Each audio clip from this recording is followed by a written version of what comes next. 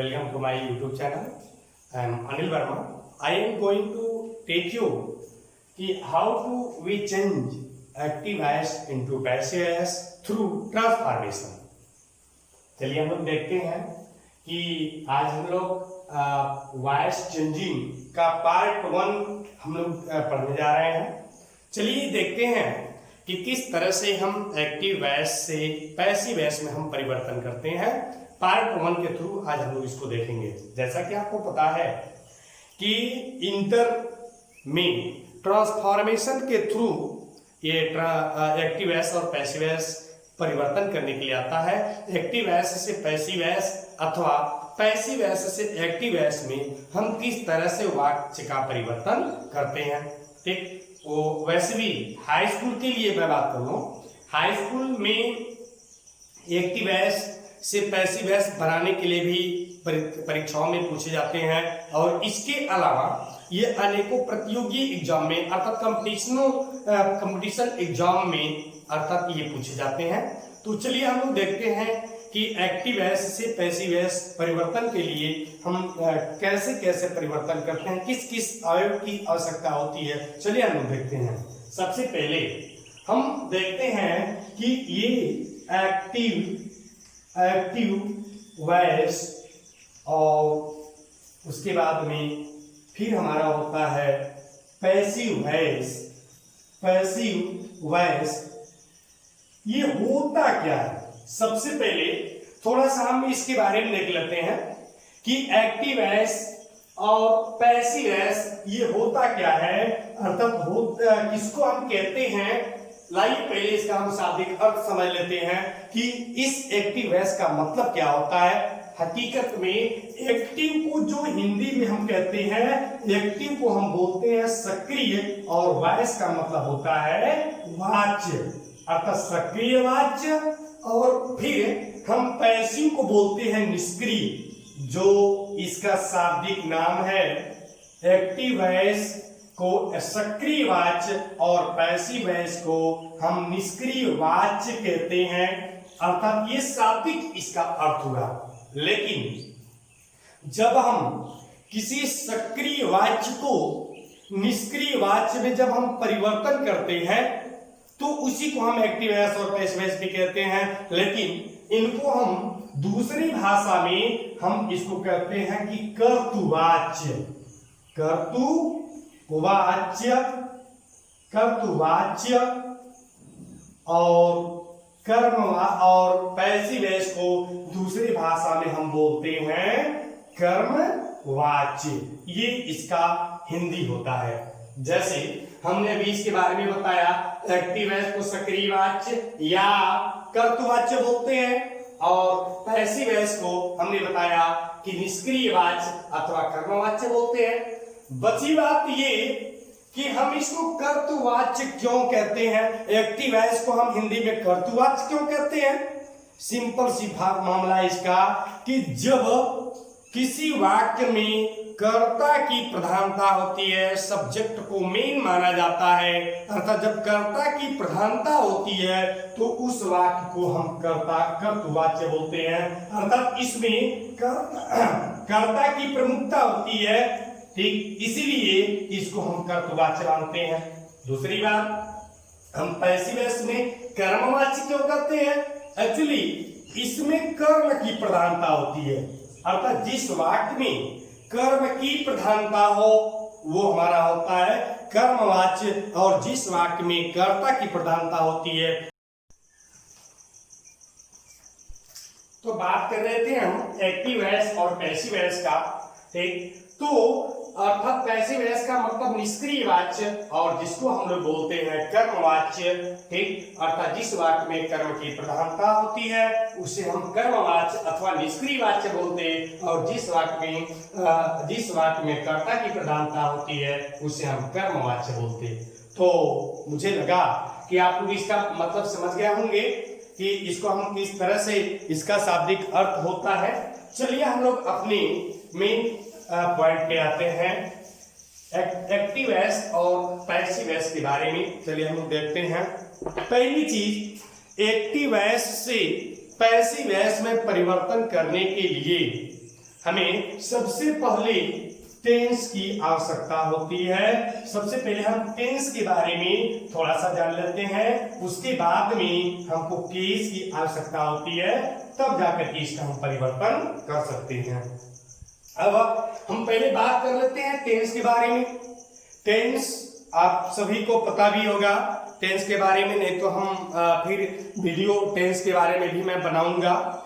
चलिए हम देखते हैं कि आप सभी को पता है कि जो टेंस होते हैं वो कुल टोटल टेंस हमारे 12 होते हैं। ठीक, कुल हमारे टोटल टेंस 12 होते हैं, जिसमें से प्रमुख टेंस मुख्य रूप से वो 3 ही होते हैं, जिसको हम लोग प्रेजेंट, पास्ट और फ्यूचर, प्रेजेंट, पास्ट और फ्यूचर के नाम से जानते हैं। अर्थात ये हमारे टेंस होते हैं, प्रेजेंट टेंस, पास्ट टेंस और फ्यूचर टेंस। अब इन लोगों के 4 टेंस होते हैं। इस तरह से ये हमारे कुल होते हैं कितने टेंस? 12 टेंस। ठीक, तो अब मामला ये आती है कि चूंकि हम लोग पढ़ रहे हैं कि चेंज, वॉइस चेंजिंग, ठीक, तो अब मामला ये आती है कि जब हमारे कुल टोटल 12 टेंस होते हैं तो 12 टेंस में से केवल 8 ही टेंस का पैसिव वॉइस बनता है। एक्टिव वॉइस से पैसिव वॉइस बनाते समय केवल 4 टेंस का ही पैसिव वॉइस होता है, 8 टेंस का ही पैसिव वॉइस होता है, 4 टेंस का पैसिव वॉइस नहीं बनता है। मतलब ये केवल 8 टेंस का ही पैसिव वॉइस बनता है और 4 का पैसिव वॉइस नहीं बनता है।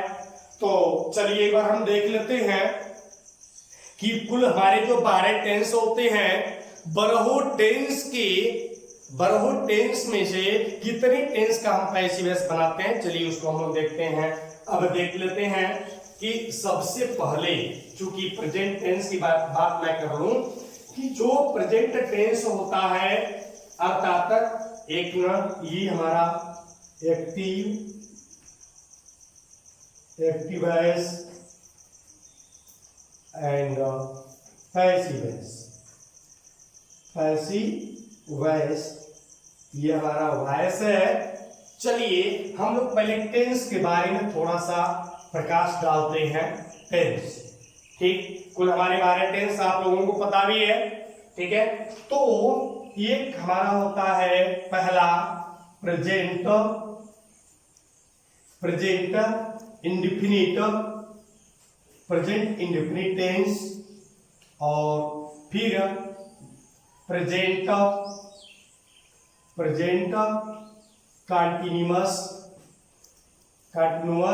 टेंस, प्रेजेंट कंटीन्यूअस टेंस, फिर तीसरा का है प्रेजेंट परफेक्ट टेंस, और चौथा है प्रेजेंट परफेक्ट कंटीन्यूअस टेंस। फिर उसके बाद में है past indefinite tense, past indefinite tense, उसके बाद में पास्ट कंटीन्यूअस टेंस, और उसके बाद में पास्ट परफेक्ट टेंस, और फिर पास्ट परफेक्ट कंटीन्यूअस टेंस। ठीक, फिर नवा future indefinite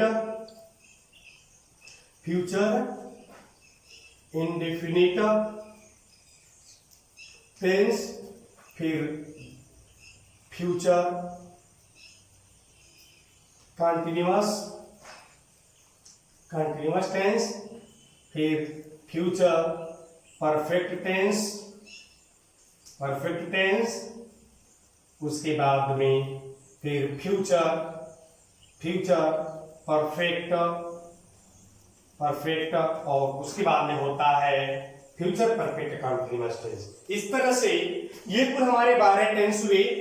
present indefinite, present continuous, present perfect continuous, past indefinite, past continuous, past perfect continuous और future indefinite, future continuous, future perfect continuous. ठीक, इस तरह से हमारे कुल 12 टेंस होते हैं। अब मामला ये आता है कि ये जो हमारे 12 टेंस हैं, इस 12 टेंस का हम किस टेंस का परिवर्तन करते हैं और किस टेंस का पैसिव में परिवर्तन नहीं होता है, पहले हम उसको जान लेते हैं। तो एक चीज जान लीजिए कि जितने भी परफेक्ट कंटीन्यूअस टेंस के वाक्य होते हैं उनका पैसिव नहीं बनता है। जैसे प्रेजेंट परफेक्ट कंटीन्यूअस टेंस का पैसिव नहीं बनता है, फिर पास्ट परफेक्ट कंटीन्यूअस टेंस का पैसिव नहीं बनता है। ठीक, उसके बाद में फिर फ्यूचर परफेक्ट कंटीन्यूअस टेंस का पैसिव नहीं बनता है और उसके बाद फ्यूचर कंटीन्यूअस टेंस का पैसिव नहीं बनता है। मतलब ये कि कुल हमारे 12 टेंस होते हैं, 12 टेंस में से केवल 4 टेंस का ही पैसिव, केवल 4 टेंस का पैसिव नहीं बनता है, बाकी 8 टेंस के पैसिव हमारे बनते हैं। एक्टिव से पैसिव जब बनाते हैं तो 8 टेंसों का हम यूज करते हैं, जिसमें 4 tense present perfect continuous, past perfect continuous और फ्यूचर कंटीन्यूअस और फ्यूचर परफेक्ट कंटीन्यूअस टेंस। इस 4 टेंस का पैसिव नहीं बनता है। ठीक, हाँ, एक्टिव किसी और टेंस का होगा तो उसका पैसिव इस टेंस के हेल्पिंग वर्ब के साथ बनता है, लेकिन इनकी खुद की एक्टिव नहीं होती है। ठीक, इस तरह से इन 4 टेंसों का पैसिव हम नहीं बनाते हैं। ठीक, तो चलिए थोड़ा सा हम लोग टेंस परिवर्तन के ऊपर चलते हैं कि जब एक्टिव से जब हम पैसिव बनाते हैं तो एक्टिव जिस टेंस में होगा और उसका पैसिव किस टेंस में परिवर्तन होगा उसके बारे में चलिए हम लोग देखते हैं। सबसे पहले चीज ये कि कुछ हम दूसरे तरह से खाका बनाते हैं कि सबसे पहले उसको हम लोग देखते हैं। जैसे आपको पता है कि ये हम थोड़ा सा प्रेजेंट कंटीन्यूअस, प्रेजेंट, पास्ट और फ्यूचर एक मैं तालिका बना रहा हूं। ये हमारा इंडेफिनिट है, इंडेफिनिट, और ये मेरा कंटीन्यूअस है और ये हमारा परफेक्ट है और ये हमारा परफेक्ट कंटीन्यूअस है। मैं थोड़ा शॉर्टकट का यूज कर रहा हूं, आपको समझ लीजिएगा। ये है, फिर पास्ट इंडेफिनिट है, पास्ट इंडेफिनिट, पास्ट कंटीन्यूअस और पास्ट परफेक्ट और past perfect continuous, past perfect continuous, फिर फ्यूचर इंडेफिनिट, फिर फ्यूचर कंटीन्यूअस और फ्यूचर परफेक्ट टेंस और फ्यूचर परफेक्ट कंटीन्यूअस टेंस। ठीक, ये हमारे कुल टोटल 12 टेंस हैं। अब मैं आता हूं परिवर्तन पर, टेंस चेंजिंग पे आता हूं कि कौन सा टेंस किस टेंस में परिवर्तन होता है, इसके बारे में हम लोग देखते हैं। मतलब ये एक्टिव किस टेंस में है और उसका पैसिव किस टेंस में परिवर्तन होता है, उसके बारे में हम लोग देखते हैं कि प्रेजेंट इंडेफिनिट टेंस जिसकी सहायक क्रिया डू और डज होती है, जो प्रेजेंट कंटीन्यूअस टेंस के सहायक क्रिया के साथ बनता है, अर्थात इज, एम, आर में बनता है। ठीक, दूसरी चीज कि प्रेजेंट कंटीन्यूअस टेंस का अगर एक्टिव होगा तो वो अपने में ही बनता है। प्रेजेंट कंटीन्यूअस टेंस का एक्टिव होगा तो वो अपने में ही बनता है, लेकिन अपने सहायक क्रिया के साथ में वो बीइंग शब्द वो लग जाता है।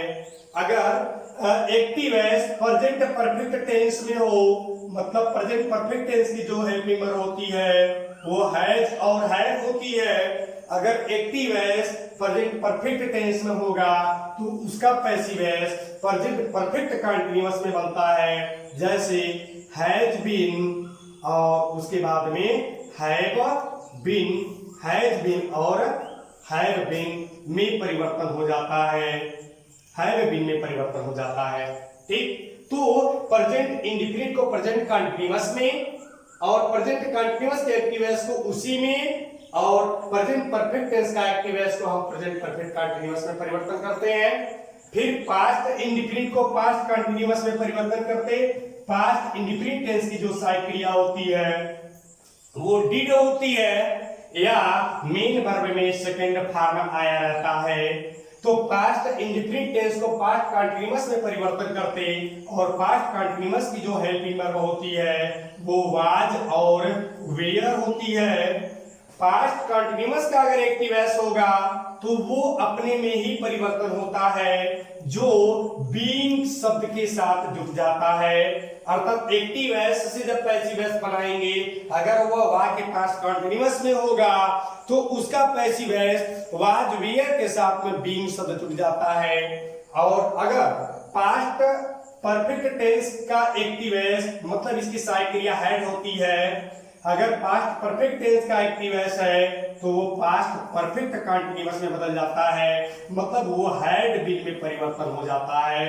ठीक, दूसरी चीज कि फ्यूचर इंडेफिनिट को हम फ्यूचर कंटीन्यूअस में परिवर्तन करते हैं। फ्यूचर इंडेफिनिट टेंस की जो सहायक क्रिया होती है वो शैल और विल होती है, जो शैल बी अथवा विल बी में परिवर्तन हो जाता है।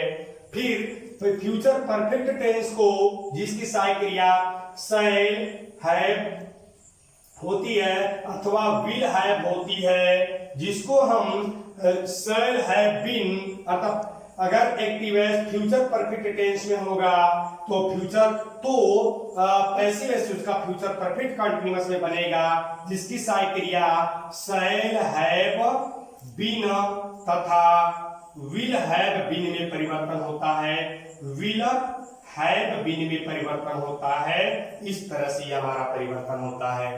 ठीक है, इसकी सबसे अहम भूमिका होती है कि जब किसी एक्टिव एस को जब हम पैसिव एस में परिवर्तन करते हैं तो टेंस परिवर्तन बहुत ही अहम होती है। अगर टेंस का परिवर्तन अगर नहीं जानते हैं तो हम पैसिव एस कदापि नहीं बना सकते हैं। तो एक बार पुनः मैं इनको दोहरा देता हूं कि प्रेजेंट इंडेफिनिट को प्रेजेंट कंटीन्यूअस में, अगर एक्टिव एस प्रेजेंट इंडेफिनिट टेंस में है तो उसको हम प्रेजेंट कंटीन्यूअस में बदलते। प्रेजेंट कंटीन्यूअस का अपने खुद में ही बदलता है लेकिन बीइंग शब्द जुड़ जाता है, और प्रेजेंट परफेक्ट टेंस को प्रेजेंट परफेक्ट कंटीन्यूअस में बदलते हैं, और पास्ट इंडेफिनिट को पास्ट कंटीन्यूअस में बदलते हैं। पास्ट कंटीन्यूअस की सहायक क्रिया वाज और वेयर होती है, और पास्ट कंटीन्यूअस की एक्टिव एस को हम पास्ट कंटीन्यूअस में ही बदलते हैं, जिसके साथ बीइंग शब्द जुड़ जाता है। उसके बाद पास्ट परफेक्ट टेंस को जिसकी सहायक क्रिया हैड होती है उसको हम पास्ट परफेक्ट कंटीन्यूअस में बदलते, जिसकी सहायक क्रिया हैड भी होती है। फिर फ्यूचर इंडेफिनिट को फ्यूचर कंटीन्यूअस में बदलते और फ्यूचर परफेक्ट टेंस को फ्यूचर परफेक्ट कंटीन्यूअस में बदलते। इस तरह से ये हमारे 8 परिवर्तन हो गए। ठीक, 4 टेंस का पैसिव एस नहीं बनते, present perfect continuous tense, past perfect continuous tense और फ्यूचर परफेक्ट कंटीन्यूअस टेंस और फ्यूचर कंटीन्यूअस टेंस। इस तरह से 4 टेंस के पैसिव एस हमारे नहीं बनते। ठीक, तो चलिए हम लोग देखते हैं। अब हम लोग आते, ये तो हुआ हमारा टेंस परिवर्तन, मतलब डू डज को इज एम आर में, इज एम आर को is being are being am being में, हैज हैव को हैज बीन और हैव बीन में, और हैड डिड को हम वाज वेयर में और वाज वेयर को वाज वेयर बीइंग में, और हैड को हम हैड बीन में, और शैल और विल को शैल बी और विल बी में, और शैल है उसके बाद शैल हैव को या विल हैव को शैल हैव बीन अथवा विल हैव बीन में परिवर्तन कर देते। इस तरह से हमारे टेंस का पैसिव टेंस का हमारा परिवर्तन होता है। ठीक, चलिए हम लोग केस पे चलते हैं। दूसरा जो अहम परिवर्तन है वो हमारा केस का परिवर्तन है। आपको पता है कि केस का मतलब होता है कारक, जैसा कि आप सभी लोग उसको हिंदी में जानते होंगे।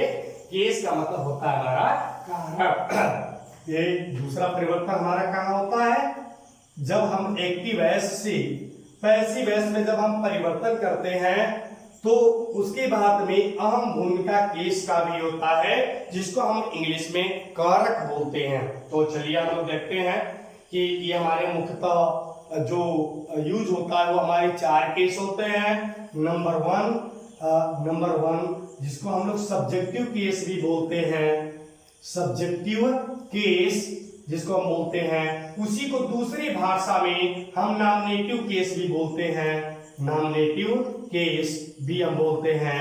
उसके बाद में होता हमारा ऑब्जेक्टिव केस, ऑब्जेक्टिव केस जिसको हम लोग ऑब्जेक्टिव केस जिसको हम लोग कर्म कारक भी कहते हैं। और उसके बाद में होता हमारा पॉसेसिव केस, पॉसेसिव केस जिसको हम लोग निष्क्रिय कारक भी बोलते हैं। और उसके बाद में रिफ्लेक्सिव केस आता है,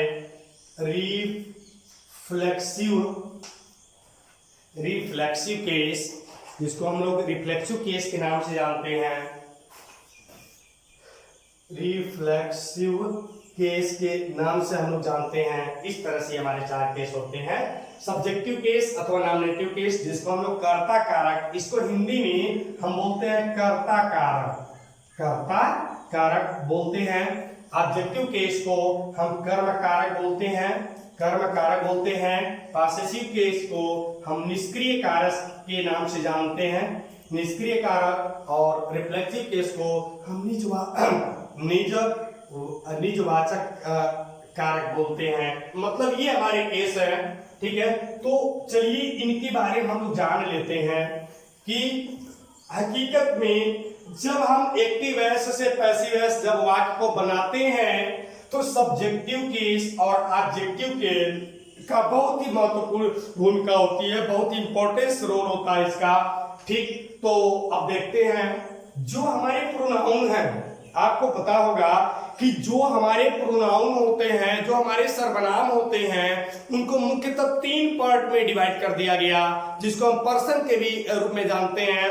फर्स्ट पर्सन, सेकेंड पर्सन और थर्ड पर्सन। ये जो हमारे प्रोनाउन हैं इनको मुख्यतः 3 पार्ट में डिवाइड कर दिया गया। ये हमारा हो गया फर्स्ट पर्सन, ठीक। उसके बाद फिर सेकेंड पर्सन, फिर हो गया हमारा थर्ड पर्सन। ये हमारे प्रोनाउन है, ठीक है। तो फर्स्ट पर्सन का जो सब्जेक्टिव केस होता है वो आई और वी होता है, और सेकेंड पर्सन का जो सब्जेक्टिव केस होता है वो केवल यू ही होता है। तो फर्स्ट पर्सन का अगर सब्जेक्टिव केस आई और वी है तो आई को हम मी में बदल देते हैं और वी को हम अस में बदल देते हैं, ठीक। उसके बाद में आई का पॉसेसिव केस माई होता है और वी का पॉसेसिव केस आवर होता है, ठीक। और आई का रिफ्लेक्टिव केस माई सेल्फ होता है, और उसके बाद में आवर का आवर सेल्फ होता है, आवर सेल्फ। इसमें एक्चुअली सेल्फ शब्द जुड़ जाता है, आवर सेल्फ होता है।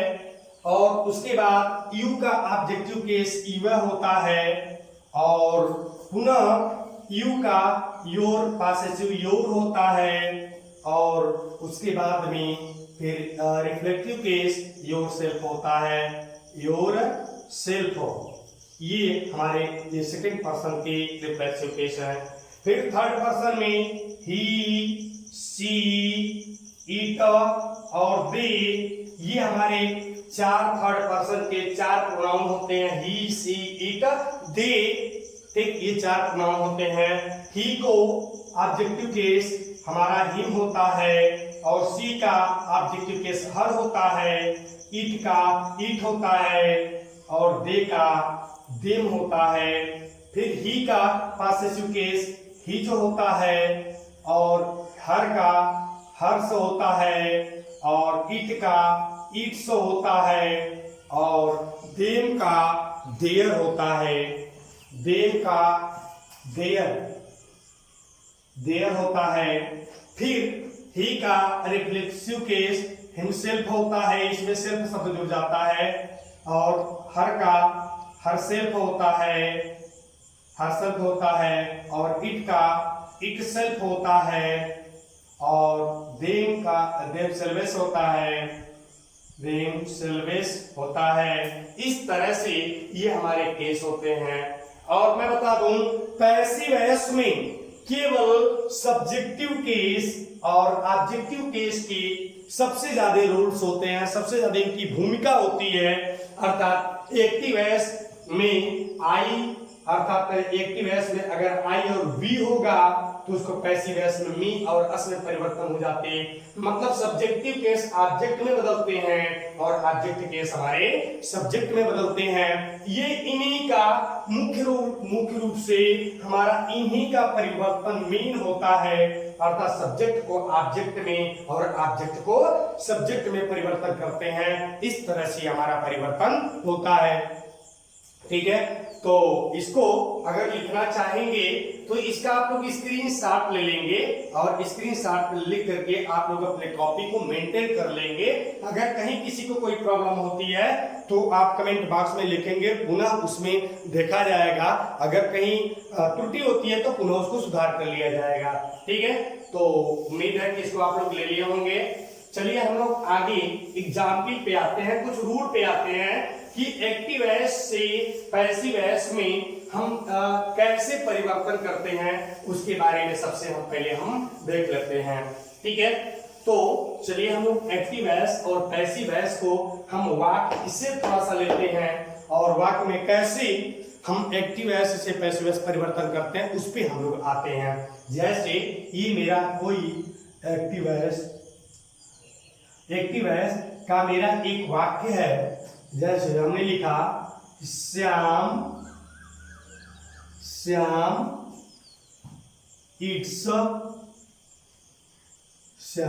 Eats the mango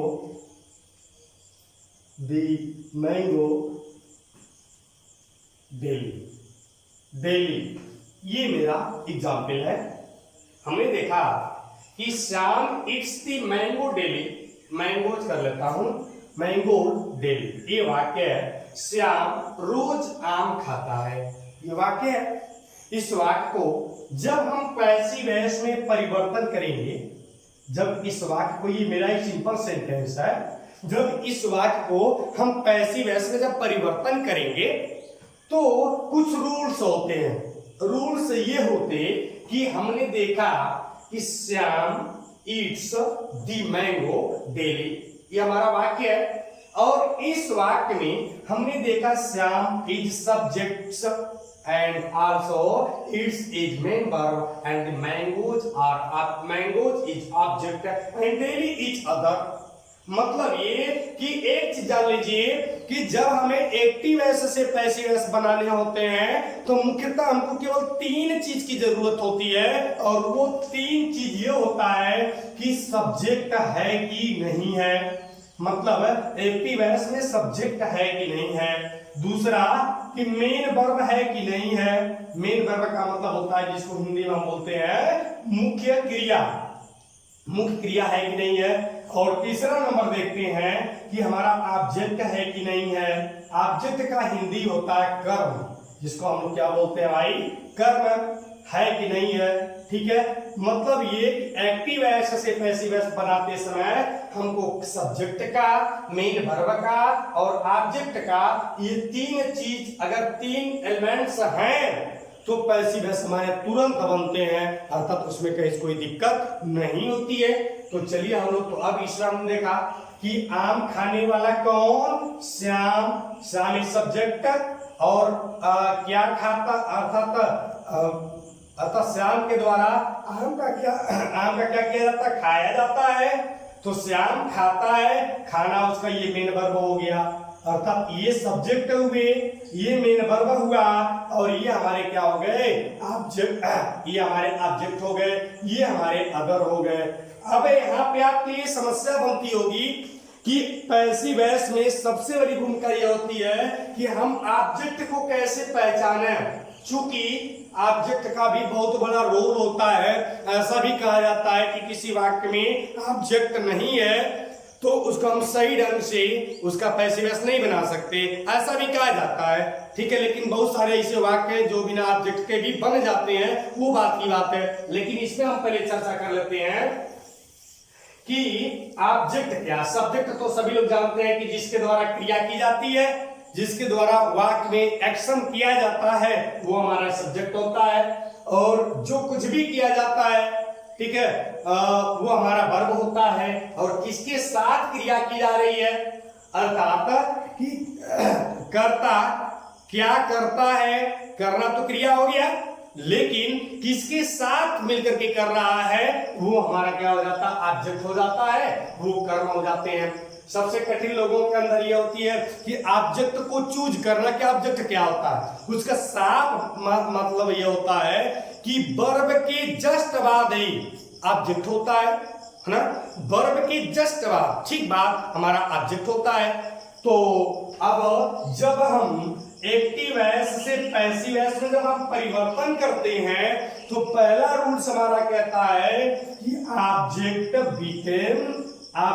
becomes subject. मतलब ये कि एक्टिव वॉइस के ऑब्जेक्ट को हम पैसिव वॉइस में सब्जेक्ट बना देते हैं। दूसरा रूल कहता है कि जब किसी वाक्य में, अर्थात दूसरा रूल हमारा ये कहता है कि एक्टिव वॉइस के ऑब्जेक्ट को हम पैसिव वॉइस में सब्जेक्ट बना देंगे, ठीक, और वो ऑब्जेक्ट वर्ब के जस्ट बगल में ही होता है, उसे हम ऑब्जेक्ट कहते हैं। मतलब ये कि Shyam it's the mango, Shyam आम खाता है। श्याम क्या खाता है, तो आम। दूसरी चीज, ऑब्जेक्ट पता करने के लिए हम सबसे आसान तरीका ये अपनाते हैं कि जब किसी क्रिया के साथ क्या जोड़ दिया जाए तो जो रिप्लाई मिलता है, ठीक, वो हमारा ऑब्जेक्ट होता है। जो भी रिप्लाई मिलता है वो हमारा ऑब्जेक्ट होता है। ठीक है, श्याम क्या खाता है, तो मैंगो अर्थात आम खाता है, इसलिए ये मैंगो हमारा ऑब्जेक्ट होगा। तो एक्टिव वॉइस से पैसिव वॉइस बनाते समय सबसे पहले एक्टिव वॉइस के ऑब्जेक्ट को हम पैसिव वॉइस में सब्जेक्ट बना देते। देख लीजिए, नियम वही है, ऑब्जेक्ट बिकम सब्जेक्ट। ठीक, दूसरा नियम कहता है कि हम टेंस का टेंस चेंजिंग, अर्थात टेंस का हम क्या करते हैं, परिवर्तन करते हैं। अभी हमने बताया टेंस का परिवर्तन, प्रेजेंट इंडेफिनिट में, प्रेजेंट कंटीन्यूअस में, प्रेजेंट कंटीन्यूअस का है तो उसी में, प्रेजेंट परफेक्ट का है तो प्रेजेंट परफेक्ट कंटीन्यूअस में, और पास्ट इंडेफिनिट तो पास्ट कंटीन्यूअस में, पास्ट कंटीन्यूअस का तो पास्ट कंटीन्यूअस में ही बनता है। फिर पास्ट परफेक्ट में है तो पास्ट परफेक्ट कंटीन्यूअस में बनता है। फिर फ्यूचर इंडेफिनिट है तो फ्यूचर कंटीन्यूअस में बनता है। फ्यूचर कंटीन्यूअस का नहीं बनता है, फ्यूचर परफेक्ट को हम फ्यूचर परफेक्ट कंटीन्यूअस में बनाते हैं। इस तरह से हमारा टेंस परिवर्तन होता है। तो हम दूसरा नियम कहता है कि पैसिव वॉइस बनाते समय हम टेंस का परिवर्तन करते हैं। तीसरा रूल्स कहता है कि कभी भी हम पैसिव वॉइस बनाएंगे तो हमेशा पैसिव वॉइस में मेन वर्ब का थर्ड फॉर्म लगाते हैं, मुख्य क्रिया का हमेशा तीसरे फॉर्म लगाते हैं, वो पैसिव वॉइस होता है। ठीक, चौथा रूल्स कहते हैं कि पैसिव वॉइस में वर्ब के बाद में, ठीक, हम एक प्रीपोजिशन लगाते हैं जिसको हम बाई बोलते हैं। ठीक है, तो हम पैसिव वॉइस में ऑब्जेक्ट लिखने के पहले हम by, with, to, by, with, to, at का प्रयोग करते हैं। मतलब कहीं हम बाई का प्रयोग करेंगे, कहीं विथ का प्रयोग करेंगे, कहीं टू का प्रयोग करेंगे, कहीं एट का प्रयोग करेंगे, अर्थात और कहीं हम इन का प्रयोग करेंगे। अर्थात इस तरह से हम केवल बाई ही का प्रयोग नहीं करते हैं, बल्कि बाई, विथ, टू, एट, इन में से किसी एक को हम पैसिव वॉइस में ऑब्जेक्ट लिखने के पहले किसी एक को हम लिख लेते हैं, लेकिन लिखते किसको है, इनका अलग अलग रोल है। कहाँ बाय लगाए, कहाँ विथ लगाए, कहाँ टू लगाए, कहाँ एट लगाए, कहाँ इन लगाए, इन सभी का अलग अलग रोल है। वो डिपेंड करता है वर्ब के ऊपर, मुख्य क्रिया के ऊपर डिपेंड करता है कि मुख्य क्रिया हमारा क्या है, और उसी मुख्य क्रिया के अनुसार से ही हम क्या करते हैं, इनमें से किसी एक को लगा लेते हैं। जनरली मेरा अक्सर करके बाय भी लगता है, लेकिन ये अन्य वर्ब के अनुसार अलग अलग रूप से लग जाते हैं। अगला नियम कहता है कि हम अदर का भी यूज कर लेते, ठीक, लेकिन नियमता यह है कि अगला 5वां रूल्स कहता है कि एक्टिव वॉइस से पैसिव वॉइस बनाते समय एक्टिव वॉइस के सब्जेक्ट को हम पैसिव वॉइस में क्या बना लेते, ऑब्जेक्ट बना लेते, अर्थात एक्टिव वॉइस के सब्जेक्ट को हम पैसिव वॉइस में क्या बना लेते, ऑब्जेक्ट बना लेते। अर्थात इस तरह से ये वाक्य में हमारा परिवर्तन होता है, ठीक। तो और उसके बाद में और रूल्स है। नियम 6वां हमारा कहता है कि अगर एक्टिव वॉइस हेल्पिंग वर्ब से प्रारंभ हुआ है, अगर एक्टिव वॉइस हेल्पिंग वर्ब से प्रारंभ हुआ है तो पैसिव वॉइस बनाते समय बदले हुए टेंस की सहायक क्रिया हम भी सबसे पहले लिख लेते हैं। ये हमारा अगला रूल है कि अगर एक्टिव वॉइस हेल्पिंग वर्ब से प्रारंभ होते हैं तो पैसिव वॉइस बनाते समय सबसे पहले हम भी पैसिव वॉइस बनाते समय सबसे पहले हेल्पिंग वर्ब लिखेंगे, लेकिन बदले हुए टेंस की हेल्पिंग वर्ब लिखेंगे। जैसे अगर एक्टिव वॉइस में सबसे पहले डू डज आ गया, ठीक, तो उसका जो पैसिव वॉइस बनेगा तो सबसे पहले इज एम आर में परिवर्तन होगा, इसलिए इज एम आर में से किसी एक को कर्ता के अनुसार हम भी कर्ता के सबसे पहले वाक्य में लिख लेंगे। तो अगला नियम कहता है कि अगर एक्टिव वॉइस आईडब्ल्यू से प्रारंभ हो, आईडब्ल्यू का मतलब इंट्रोगेटिव वर्ड, इंट्रोगेटिव वर्ड का मतलब what, where, how, which, when, who, है ना, जैसे what, where, how, which, when, who, ठीक है, हाउ मच, etc। अगर इससे प्रारंभ हुआ है तो पैसिव वॉइस बनाते समय सबसे पहले उसी को हम जो का तो उतार लेते हैं, अर्थात उसमें हम कोई परिवर्तन नहीं करते हैं। व्हाट है एक्टिव वॉइस में तो सबसे पहले हम भी पैसिव वॉइस में व्हाट लिख लेंगे, हाउ है तो हाउ लिख लेंगे, वेन है तो वेन लिख लेंगे, है ना, जो भी होगा उसको लिख लेंगे। परंतु अगर वाक्य में हु आया हो, अर्थात आईडब्ल्यू को आईडब्ल्यू सबसे पहले लिख लेते हैं। अगर नियम है अगर एक्टिव वॉइस में हु आया हो तो उसको हम बाई हुम में परिवर्तन कर लेते हैं। किसमें परिवर्तन करते हैं, बाई हुम में परिवर्तन कर लेते हैं, ठीक। इसी तरह से ये हमारा परिवर्तन होता है। तो इस वाक्य को एक बार मैं परिवर्तन कर ही लेता हूं।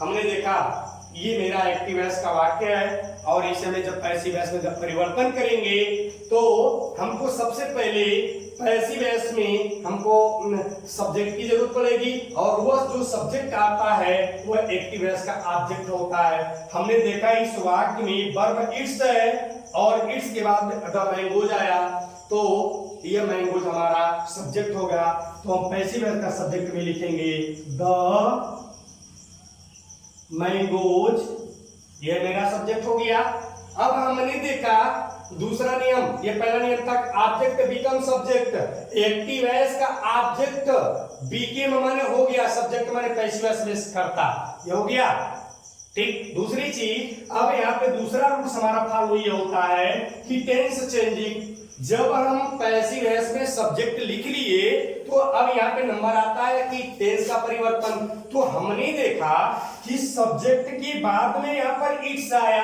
जबकि यस मुख्य क्रिया में यस जुड़ा हुआ है।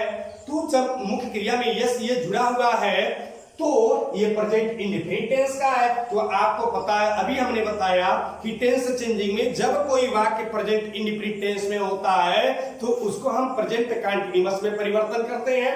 तो वो हमारा प्रेजेंट कंटीन्यूअस की सहायक क्रिया इज एम आर होती है। तो हमने देखा मैंगोज हमारा प्लूरल है, मैंगोज हमारा प्लूरल है, इसलिए यहाँ पे सहायक क्रिया हमारा क्या हो जाएगा, आर हो गया। प्रेजेंट इंडेफिनिट को प्रेजेंट कंटीन्यूअस में बदल दिए। रूल नंबर 2 मेरा फॉलो हो गया। रूल नंबर 3 कहता है कि मेन वर्ब का थर्ड फॉर्म लगाते। हमने देखा यहाँ पर ये मेरा मेन वर्ब है एक्टिव एस का, तो मेन वर्ब को कभी भी पैसिव एस में बदलिए, मुख्य क्रिया का हमेशा थर्ड फॉर्म। साफ भाषा, पैसिव एस है तो मुख्य क्रिया का थर्ड फॉर्म है, ठीक। तो इट्स है तो इट का third form it, ate, eaten, तो ईटेन होगा ना, इसलिए हमें यहाँ पे क्या लगा लिए भाई, ईटेन लगा लिए, ठीक। फिर ईटेन, उसके बाद में हम लिखेंगे तीसरा रूल हो गया, चौथा का था by with to it in लग में से कोई एक, तो हम यहाँ पे बाई लगा लेंगे, हमने बाई लगा लिया, ठीक है। उसके बाद में subject become object, active S का जो सब्जेक्ट होगा पैसिव एस में ऑब्जेक्ट बनेगा, इसलिए श्याम को हम यहाँ पे ला करके सब्जेक्ट बना लिए। अब हमने श्याम को यहाँ पे क्या बना लिया, सब्जेक्ट, तो ये हमारा हो गया भाई श्याम। अब अन्य में बचा डेली, हमने यहाँ पे डेली लिख लिए। एक मिनट, ऐसे लिखता था mangoes are eaten by Sohan by Shyam daily. हम डेली को चाहे तो क्रिया के बगल में ही लिख सकते हैं, कोई दिक्कत नहीं, या हम लास्ट में भी लिख सकते हैं, कोई दिक्कत नहीं है। The mangoes are eaten by Shyam daily, या the mangoes are eaten daily by Shyam, ये दोनों तरह से हमारा वाक्य बनेगा, ठीक। शेष हम अगले वाक्य में और डिस्क्रिप्शन करते हैं। ये हमारा पार्ट 1 था। Thank you.